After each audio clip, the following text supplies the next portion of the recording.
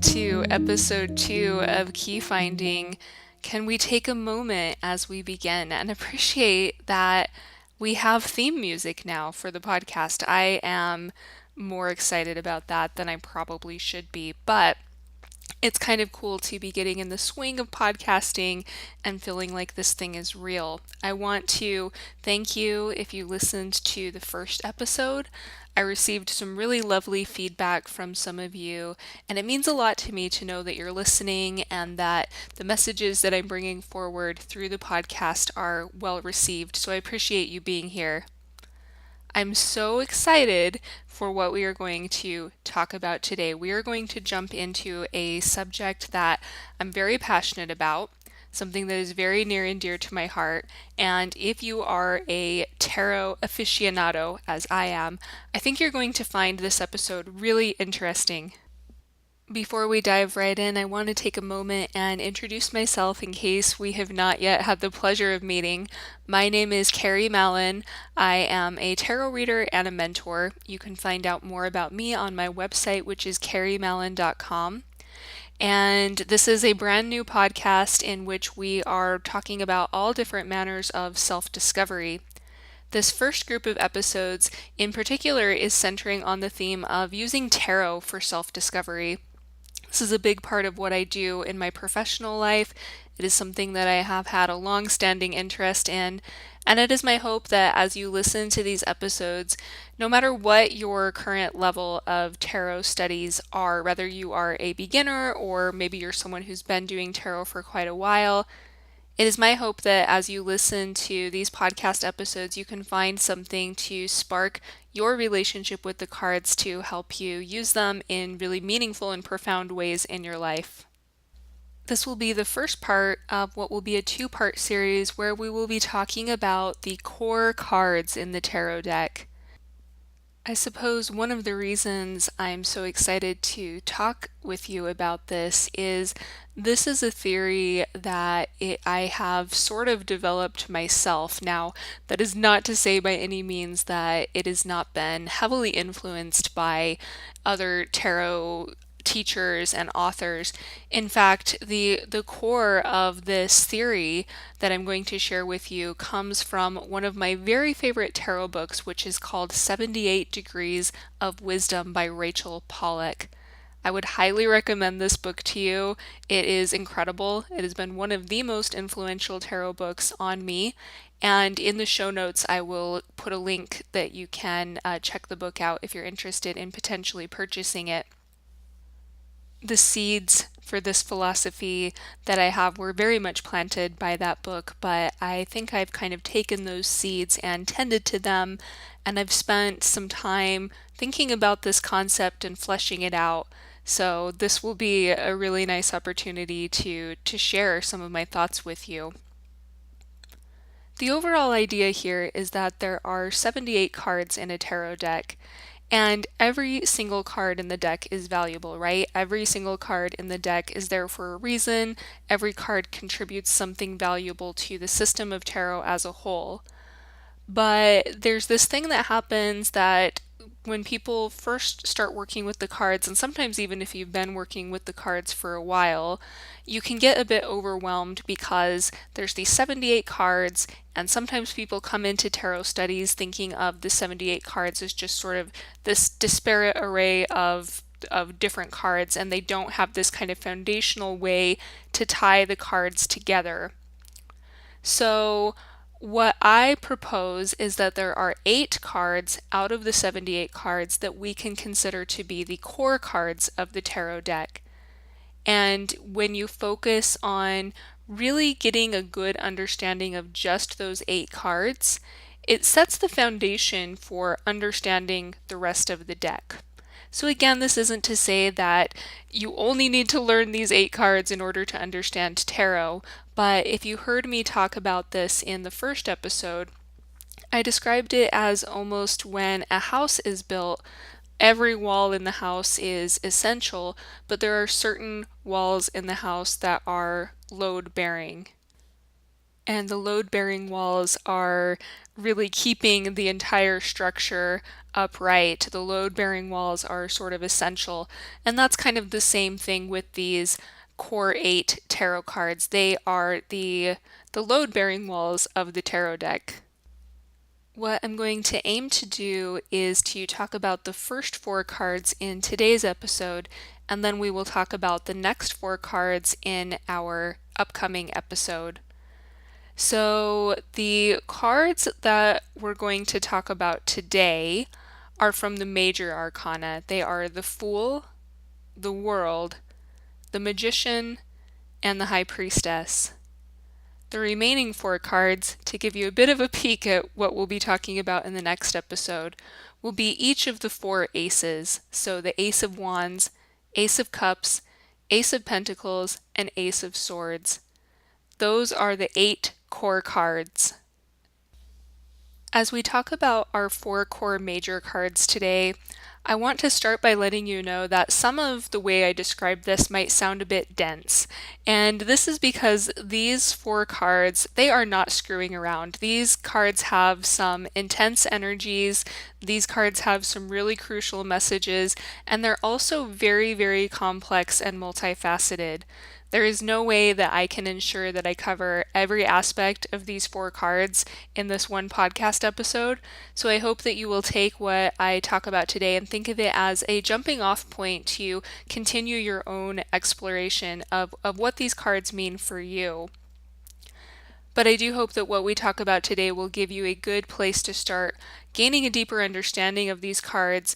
And in particular, I want to really try to focus on, since our theme of our podcast is tarot for self-discovery, we're going to try to talk quite a bit about what these cards have to teach you, about your journey, about yourself, about your spirit. This also leads me into mentioning that the major arcana portion of the tarot deck is about your spiritual journey. These are the archetypical themes. These are themes that plug into the collective unconscious. These are things that are quite esoterical.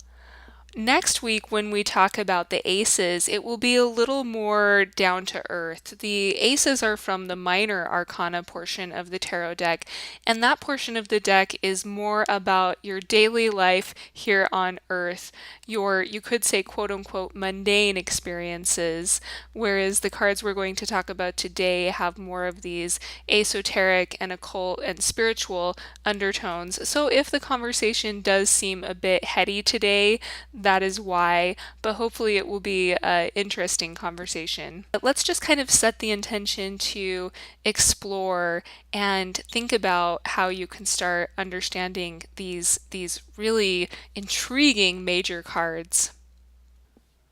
Again, these 4 majors are the Fool, the World, the Magician, and the High Priestess. Let's start where you would probably expect to start, which is with the Fool. The Fool I think of as pure, undirected energy. So in kind of a cosmic sense, in a spiritual sense, we can think of the Fool as showing this force that animates all aspects of the universe, which of course includes you. The Fool is a blank slate. The Fool is the potential for all experience, the potential for all existence. I talked in the last podcast episode about The Artist's Way. I mentioned that book briefly, and you'll probably hear me talk about that book time and time again as we go forward because it has been quite influential on me. And in The Artist's Way, the author Julia Cameron talks about this concept of what she calls spiritual electricity. And I love that phrasing, spiritual electricity. And to me, the Fool is the tarot's representation of spiritual electricity. The Fool is this pure creative energy that permeates everything. The Fool is card 0, and this is for a reason. So the Fool has no fixed number as card 0. The Fool is nowhere and everywhere at the same time. One of the first things that a lot of tarot books will say about this card is that you are the Fool. So the Fool you can think of as a journeyer who is experiencing through the various manifestations of the rest of the deck. Now, I would say that it's maybe more accurate to think that you are an animation of the Fool's energy. So you take that spiritual electricity, that previously undirected universal energy that I was just talking about a moment ago, you take that spiritual electricity and you channel that in your own unique way.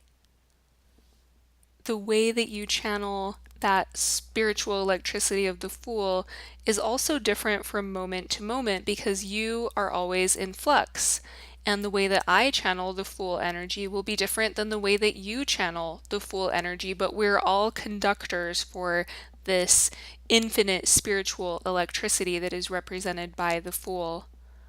One thing that Rachel Pollack points out about the Fool in her book 78 Degrees of Wisdom is that if you look at the imagery in the Rider-Waite-Smith tarot deck, which is where a lot of tarot studies are based, the Fool has dynamic body posture. The Fool is in motion. He's walking, his arms are open. And this is a good visual clue that shows you that that energy of the Fool is constantly in flux. It's not static, it is dynamic. Let's talk about the Fool in a more of a tangible sense. So when you consider what this card can teach you about yourself, one of the key themes that stands out is this essential act of staying open or of being open. When you align yourself with this archetypical Fool energy, what you're doing is becoming open to the flow of life, open to the flow of that spiritual electricity that moves through you, that moves through the universe, that moves through everything. And when you're open, you are curious, you're liberated, and perhaps most importantly, when you're open in that Fool-like manner, you can experience life as it is in this moment. You're not restricted by the limitations of the past. You're not caught up in fantasies about the future. You're simply open to what is in the now. In this way, the Fool sometimes reminds me of the Zen Buddhist concept of Shoshin, or beginner's mind. And I should probably preface this by saying I am not a Buddhist. I don't know a lot about Buddhism, so please forgive me if I get anything wrong here. But this is just the way that I understand it. The concept of beginner's mind, the way that I understand it, is about approaching things without preconceptions. It's about opening yourself up to the natural ebbs and flows of life. Beginner's mind means doing things with a fresh perspective, doing things with, again, a sense of curiosity, not this impulse to get it right. It's just this sense of curiosity and exploration. Beginner's mind is this frame of being that allows you to experience each moment as though you are a beginner, and a beginner can innovate because they are not bogged down by shoulds and coulds. Cultivating this kind of beginner's mind aspect of the Fool is crucial in allowing you to experience your life in the deepest way possible. Because without that ability to step into that openness, it is very difficult for any of us to access the lessons of the rest of the tarot cards and the lessons of our lives.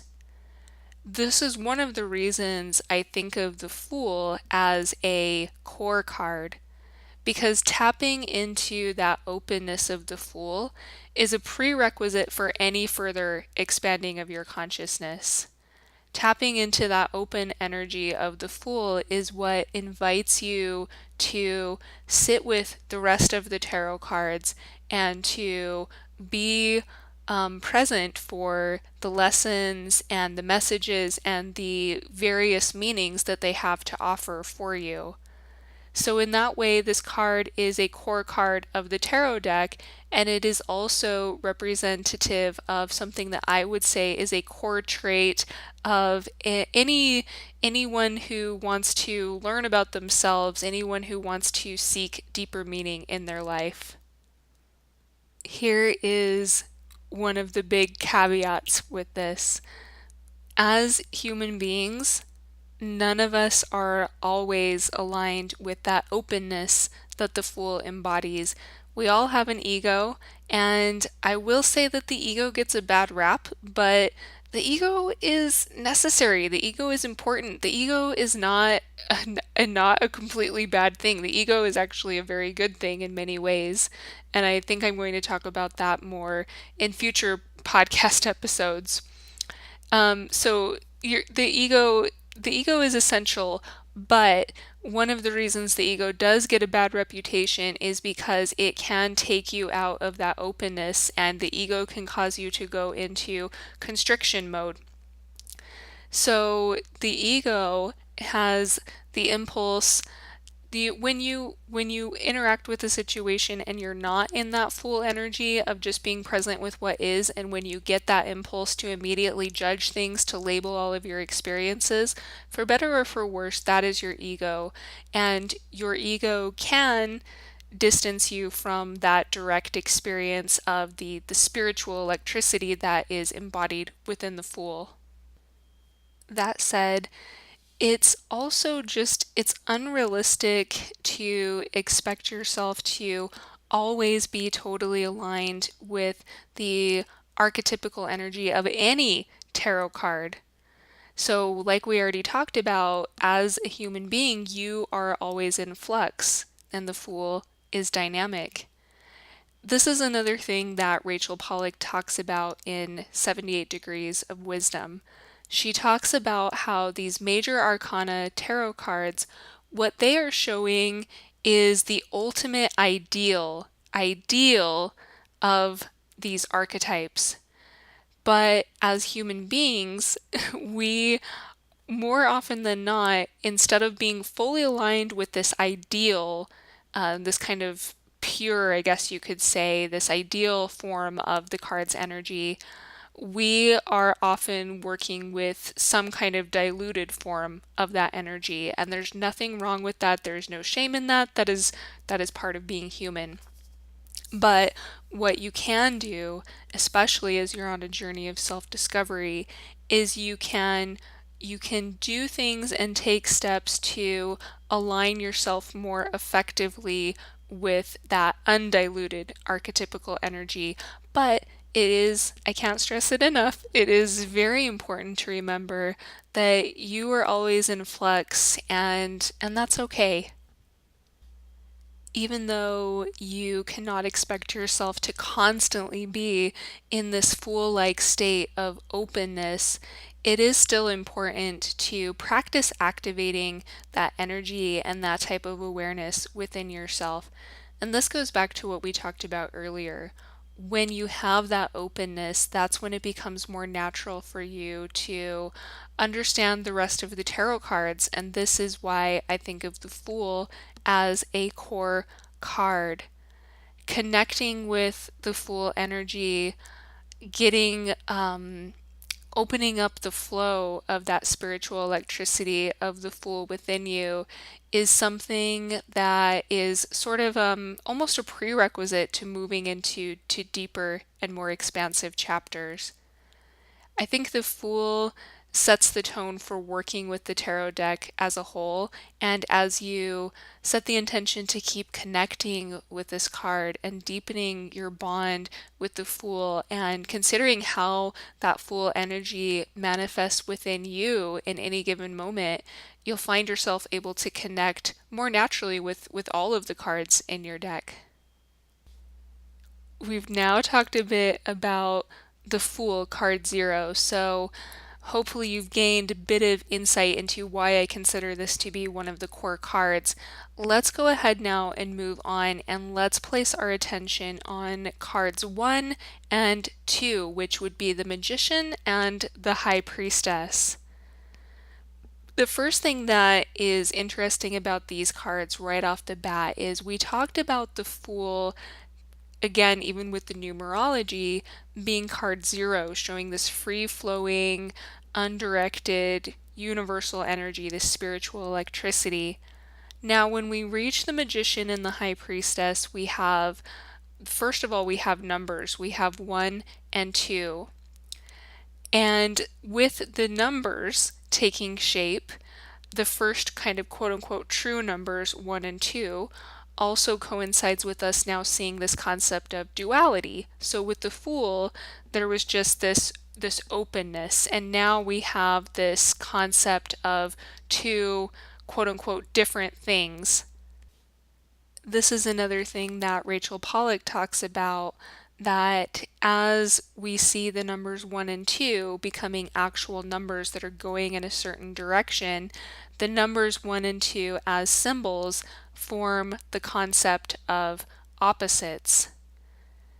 As you look at and as you consider the Magician and the High Priestess, in some ways they do seem to be opposites.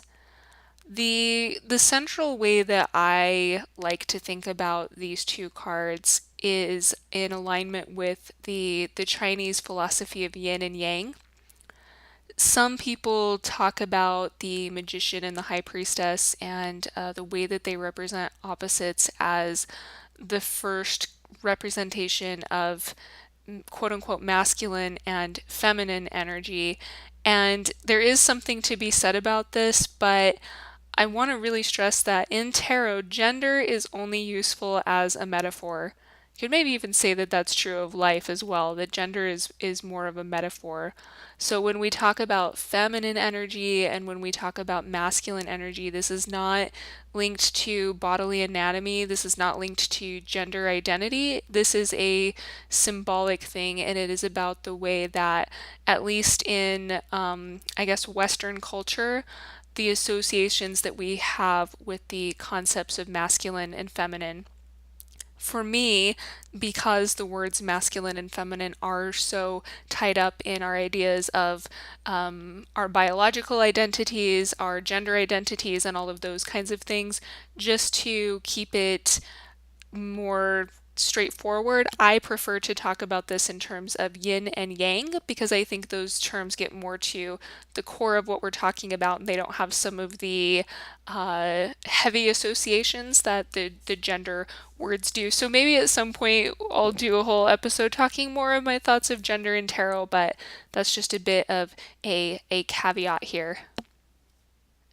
Just as I am not a Buddhist, it may surprise you to know, but I'm also not a Chinese philosopher. So my versions of what I share with you about yin and yang also are very much from my armchair perspective. Do not take what I say as being in any way official. But the ideas of yin and yang do somewhat tie into these kind of opposite energies that make up the human experience. The Magician is tying into the concept of yang energy, and the High Priestess ties into the concept of yin energy. There's a lot of different sort of binaries that you can think about when you think about the Magician and the High Priestess. So, just to talk about a few of those, you have the Magician showing the quote unquote masculine energy, High Priestess again, quote unquote female energy, Magician showing light, High Priestess dark, Magician active, High Priestess receptive, Magician doing, High Priestess being, and those kinds of associations go on and on. I always think of the Magician and the High Priestess as being two parts of the same whole. So I think of them as forming a natural pair, and they're an interesting pair because, in some ways, as we already alluded to, they do show this concept of duality, but at the same time, as we progress through the lessons of the tarot deck, we eventually come to the realization that they are actually part of a greater whole, and the duality is not as important as the greater whole that they are both a part of. That's why I think that the symbol of the yin yang, which I'm sure you're familiar with the two halves of the circle, black and white, I think that's why the visual symbol itself has spoke so strongly to so many people, because it shows that there are these things that could seem at the first cursory glance to be separate and to be opposite, but they are actually, first of all, they are connected to each other, they are on a spectrum, they are not opposite, they each contain parts of each other, and they also both are part of the same whole, and the whole that they are a part of is more important than these seemingly opposite components that are part of that whole. You contain the magician and the high priestess. Sometimes people talk about relating more to one or the other, and I don't think there's anything wrong with that. But when we look at the tarot deck as a system for understanding more about the human experience, and when we look at tarot as a means of self discovery, it becomes very important to acknowledge that you have the magician and the high priestess. Both of these energies make up the whole of who you are. The magician is about your activeness, and the high priestess is more about your receptivity. The magician is about things that are clear, things that are more accessible to your waking mind, your conscious mind. Whereas the high priestess is more about your unconscious mind, the things that are slightly more murky, the things that are hidden in your dreams. But both of these are components of who you are, and both of them are valuable to you gaining an understanding and embarking upon a discovery of yourself. When I think about why I consider the Magician and the High Priestess to be core cards, well, first of all, I already talked about a lot of the reasons why, but this part of my theory I'm still kind of fleshing out, so bear with me as I talk with you about it. I think that many of the remaining cards in the major arcana, they kind of stem from the magician and the high priestess, in that all of the remaining cards have some combination of the active and conscious kind of magician type energy, as well as the receptive, unconscious high priestess energy. The rest of the cards bring forward those themes in more nuanced ways and in different manifestations, but I think that many of the remaining major arcana cards can stem back to though that kind of initial energy. I don't want to say dichotomy because again they're part of the same whole, but sort of this spectrum that we first see represented with the magician and the high priestess. So that's another reason that I think of them as core cards, because they set that introductory tone that is then further explored and expanded in the remaining major arcana cards. I will give you a few examples of this just from my own perspective, some things to consider of cards that perhaps stem more strongly from these core cards. So first, let's consider some cards that are perhaps more aligned with the yang energy of the magician. I would think some cards that could come to mind would be the Emperor, the Hierophant, the Chariot, and the Sun. Those are probably some of the big contenders. And then when we think about cards that tap more into that receptive or that yin energy that first showed itself within the High Priestess, we have cards like the Empress, Strength, maybe the Hermit, and the Moon. I've hinted at this or mentioned this, I guess, a couple of times, but I think it can be useful to think of the magician and the high priestess again as being part of the same whole and also existing perhaps on the spectrum where there are many gray areas. There are many things that do not necessarily fall into one set end of that binary. There's this whole spectrum on that continuum. And with that in mind, there are some cards in the major arcana that I think would fall probably more right in the middle of that spectrum, which would be things like the Lovers, maybe the Wheel of Fortune, Temperance, and even the World could be an example of that. But the World we're going to talk about more in a moment, because that's going to be our next core card. So hold that thought, we'll go more into that. As I talked about a moment ago, I very much think it is important to honor the manifestations of both the magician and the high priestess aspects of your own self. One thing that seems very important to me is that we do not place a value judgment on these archetypes, that we do not try to think that one is better or one is preferable, or that we should really only be idealizing or working to actualize one of these aspects within ourselves. Like we talked about a moment ago, the ways that the magician and the high priestess come up within you, they are both present. They are both part of the whole of who you are. And finding ways to respect your inner magician and your inner high priestess are very crucial to your evolution. This is again why I consider these to be core cards in the tarot deck. Going back into how everything connects and everything ties together, I think of, like, when we talked about the Fool, I talked about this idea that the Fool is everywhere. The Fool is present in all of the cards. This seems particularly pertinent with the Magician and the High Priestess because they are the first example of that pure, sort of permeating everywhere energy of the Fool coming into two specific shapes and forms. So it is important to think that these cards are all connected in a way, and the magician and the high priestess are both imbued and are both they're both still a part of that energy of the Fool. They are both animated by that spiritual electricity. All of this leads us, of course, to speaking about the World, the fourth of our core cards. So I talked a bit earlier about the symbol of the yin yang, and we talked about how the magician and the high priestess tie into this, right?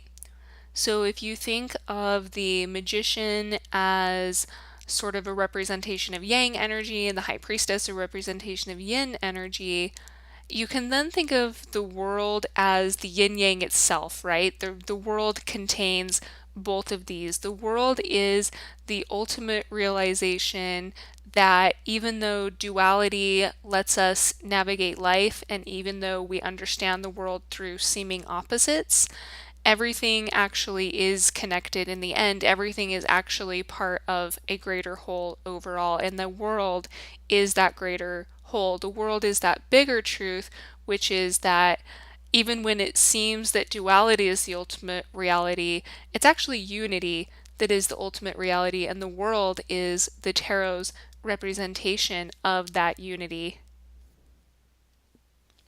A lot of different spiritual traditions and even psychological frameworks and occult modalities hint at this aim to reach some kind of state of what is sometimes called enlightenment, or in psychological terms, you could think of it as self actualization.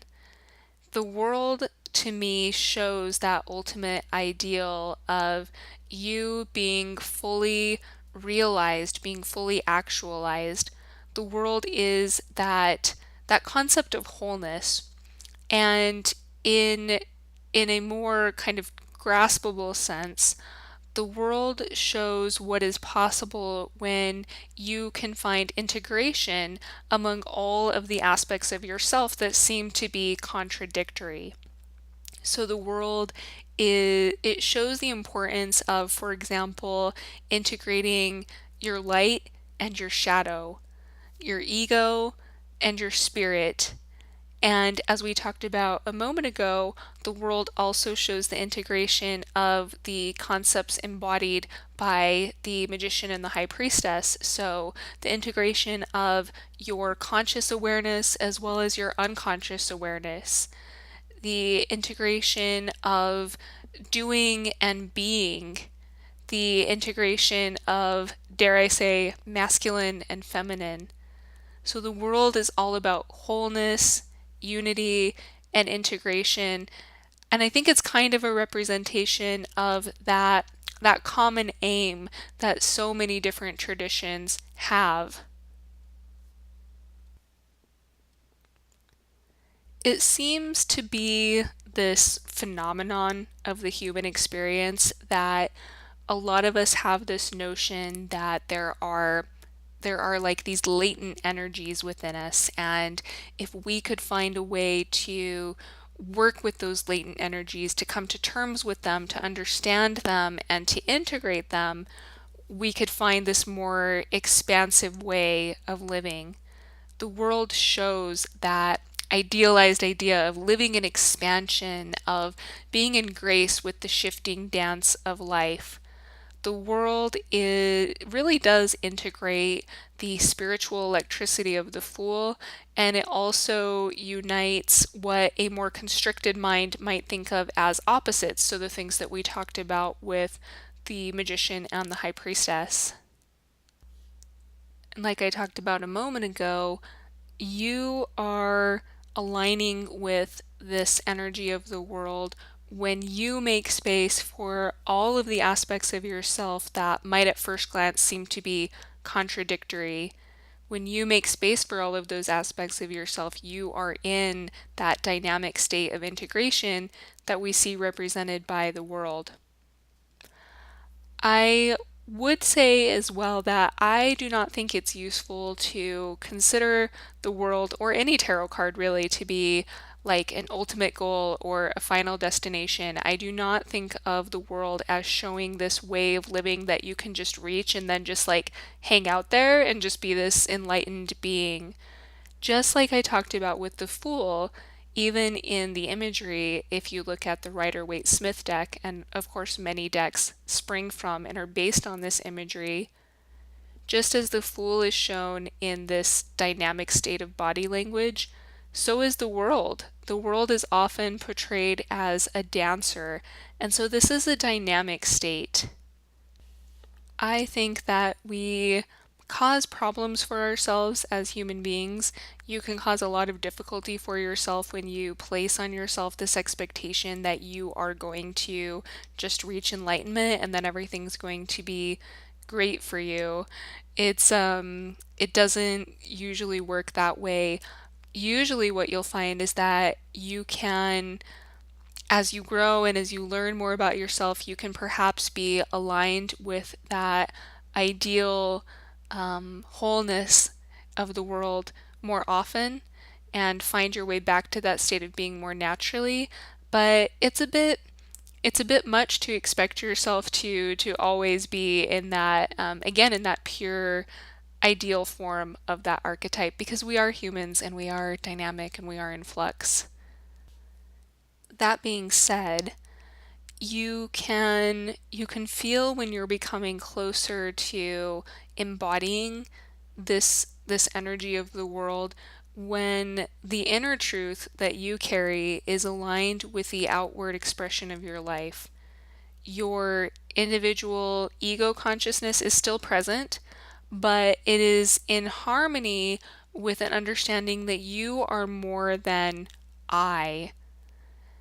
With the world comes a knowledge that all is connected, all living beings, all matter, your inner world, your outer world, nothingness and everythingness, the untethered spiritual electricity of the Fool, and the mundane realities of life on earth. Everything is connected. So the world it's kind of that ultimate realization of that truth that is driven at in all kinds of different spiritual traditions and even in science, which is that all is one, everything is connected. We are all part of the same whole. The world is that concept of integration. Tying that back into the Fool again being this spiritual electricity, and that spiritual electricity is present in the world. That pure undirected energy of the Fool can only reach its you could say, its highest potential when it's channeled in a meaningful way. And the world, to me, shows the highest ideal of that channeling of the fool's spiritual electricity. The world reminds you that you you all always already have access to this way of being. You don't have to be a perfect person. You don't have to necessarily meditate every day or transcend all of your worldly issues to realize this state of the world. It reminds me of a metaphor that I once heard from Marianne Williamson. And she talked about how the sky is always blue. So there are clouds that sometimes move across the sky, but that does not mean that the sky itself is no longer blue. I think this is true of how you experience the world. So that expansive, that dynamic aliveness, it is always central to your being, but sometimes it becomes overlaid by clouds. Sometimes you pass in and out of that sense of integration, but it is a state that is always present within you. So you're already now and always are whole and complete and integrated. It's just a matter of letting yourself align with that awareness time and time again. That's why I think of the world as definitely being a core card in the tarot deck, because it shows this, again, not an ultimate goal that you just can reach and then hang out in, but it shows this very profound way of being that is kind of the aim, or the sort of one of the central lessons that you can learn from working with the system of tarot as a whole. We have made it. As I talked about at the beginning of the episode, this is just kind of diving into the surface of all that we could say about these first four core cards from the tarot deck. But I very much hope that you have enjoyed this exploration, and I hope that you found some meaningful ways to connect with what these cards mean to you, how they pertain to your journey, and your sense of unfolding and self-discovery. It's going to be so much fun next time when we meet and we talk about the aces. And again, as the aces are part of the major arcana, they're a bit more accessible and applicable maybe to understanding how they manifest in our daily lives. But I love, love, love, love talking about these major cards that we went through today. There's so much value and just endless lessons to be found in these cards. And this is why I keep working with tarot, because it's so intriguing to think about. I really appreciate you being here with me today. Your time is valuable, and I appreciate you investing in listening to this podcast. I hope it has been valuable for you. You can visit me at carriemallon.com, and I'm still, as I'm recording this, in the process of getting everything sorted out with getting the podcast available everywhere. But for now, the easiest way to stay up to date on upcoming podcast episodes would be to go to my website, subscribe to my email list, and I will be notifying everyone on my mailing list when the new episodes go live, which happens every other week. Thank you again. It's been a pleasure having you here today. I will talk to you on the next episode of Key Finding.